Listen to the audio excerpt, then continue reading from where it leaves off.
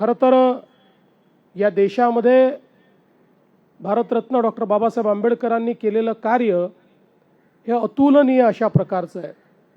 आपण ज्याला म्हणतो की he was a nation builder.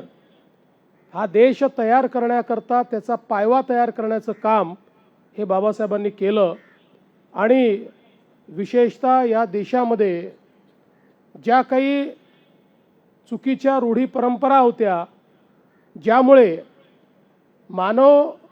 मानवाला मानव मानण्यास तयार नव्हता, अशा सगळ्या रूढी परंपरातनं या देशाला बाहेर काढत समता या देशामध्ये स्थापित करण्याचं काम हे भारतरत्न डॉक्टर बाबासाहेब आंबेडकरांनी केलं.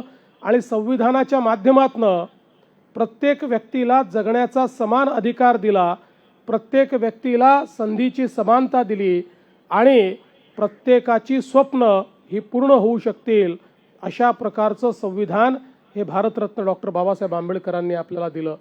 आणि म्हणूनच देशाचे प्रधानमंत्री माननीय नरेंद्र मोदीजी म्हणतात की मला कुठल्याही धर्मग्रंथापेक्षा प्रिय जर काही असेल तर ते भारताचं संविधान आहे.